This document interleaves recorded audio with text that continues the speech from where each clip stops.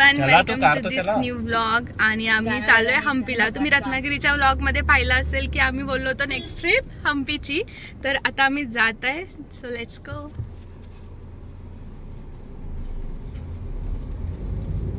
Guys, आम्ही already Karnataka मध्ये पोहोचलोय. रात्रभर ट्रॅव्हल करून रात्री 1ला निघलेलो.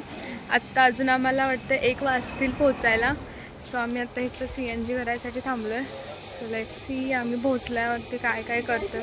सगळे खूप कंटाळले ॲक्च्युली रात्रभर ट्रॅव्हलिंग करून. सो बघूया काय होतं.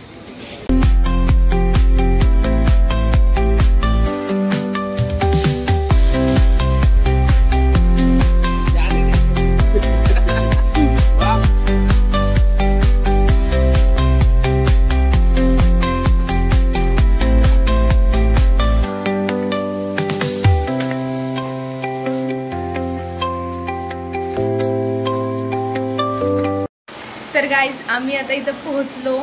सगळं आवरलं, फ्रेश झालो आणि त्यानंतर आता आंघोळ वगैरे करून सगळं आवरून आम्ही चाललो आहे काहीतरी खाण्यासाठी. बिकॉज आम्ही सकाळपासून काहीच नाही खाल्लं. सकाळी थोडंसं वडापाव एक खाल्ला असेल, त्याच्यावरतीच आहे. तर मग बघूयात काय भेटतं आहे, कारण सगळं नवीन आहे. आणि आम्ही हम्पीमध्ये पोहोचलो आहे. तर इथला आता आम्ही एक्सप्लोर करणार आहे की काय आहे, कसं आहे बघूया. आणि the best thing is the stay is very good. I will show it in my video that as well. So for now you can see it's like this. थोडंसं mess up आहे, so मी तुम्हाला नंतर दाखवते. But yes, we are in a Hampi and let's explore Hampi now. Thank you. So guys, आम्ही आता इथं जेवायला आलो ली रेस्टॉरंट कॅफेमध्ये. Let's see. वही थाली में वही.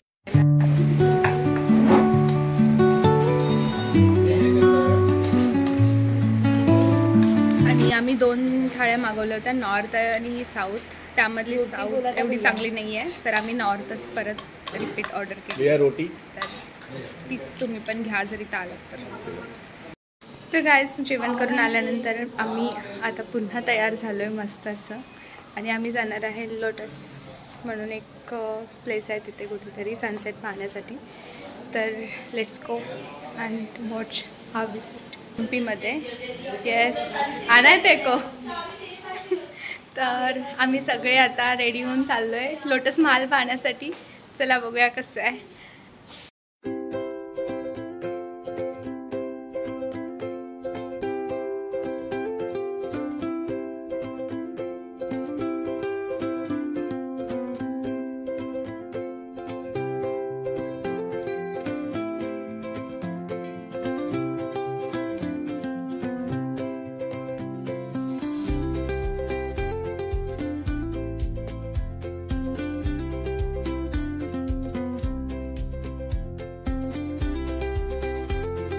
हॅलो गाईज, तर आम्ही आलो आता लोटस महल जवळ समीक्षा अँड लोटस महल. हां, हे आहे लोटस महल. हे बघण्यासाठी आम्ही आलो आहे. हे खूप असं मोठं गार्डन काय ना आहे, ज्यामध्ये वेगवेगळ्या अशा स्टोन्सचे म्हणजे महाल वगैरे आहे.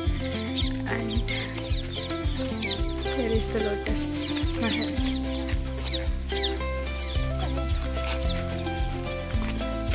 कोणाला लोटस महलची हिस्ट्री माहिती आहे का?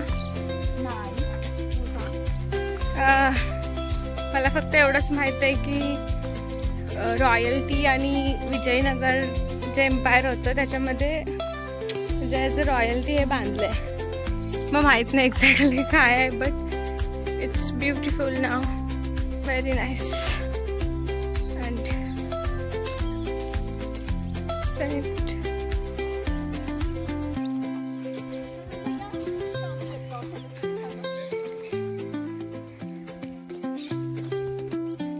तर गाईज, हा लोटस महाल 15व्या शतकात बांधला होता विजयनगरच्या राणी आणि राजघराण्यातील महिलांच्या विश्रांतीसाठी. आणि हे एक खूप असं अतिशय सुंदर असं उदाहरण आहे, उत्तम असं उदाहरण आहे त्या काळातील आर्किटेक्चरचं. आणि it's really looks good, it's nice.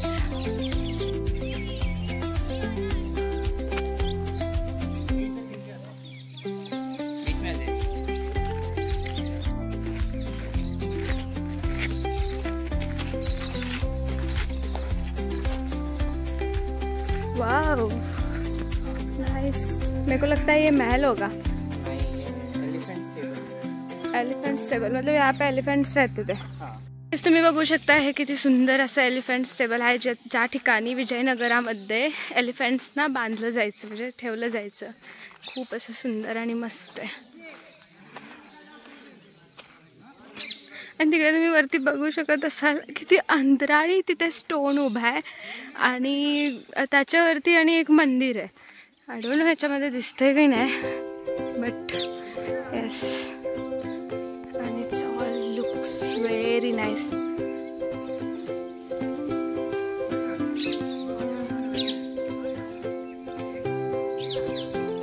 Phone मध्ये किती छान व्हिडिओ येते बघ ना।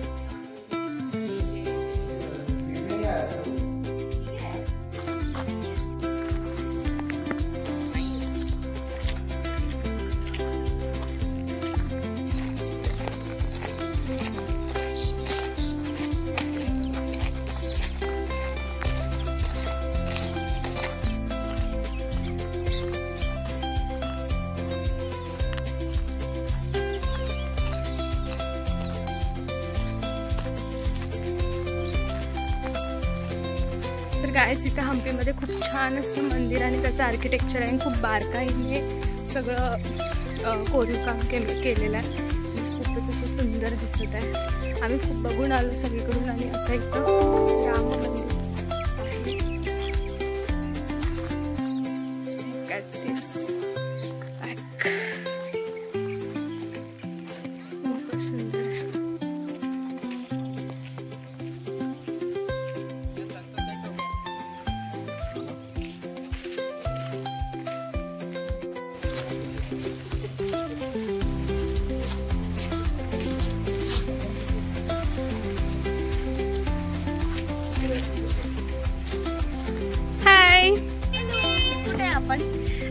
आपण कुठेतरी सनसेट बघायला आलोय। मला तर खरंच होनेस्टली काहीच माहित नाहीये, मी फक्त इथलं आर्किटेक्चर बघत आहे आणि आम्ही तेवढंच बघतो आणि ऍक्च्युली आमचं सनसेट होत आहे आता, तर आम्ही तिकडे चाललोय। Let's go. आणि खूप छान माहित नाही यार, पण हे कसं बनवलं असेल ना त्या काळात।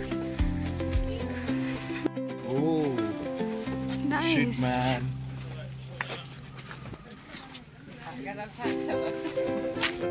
येस, तर आम्ही सनसेट बघण्यासाठी आलो इथं आणि इकडे सनसेट होत।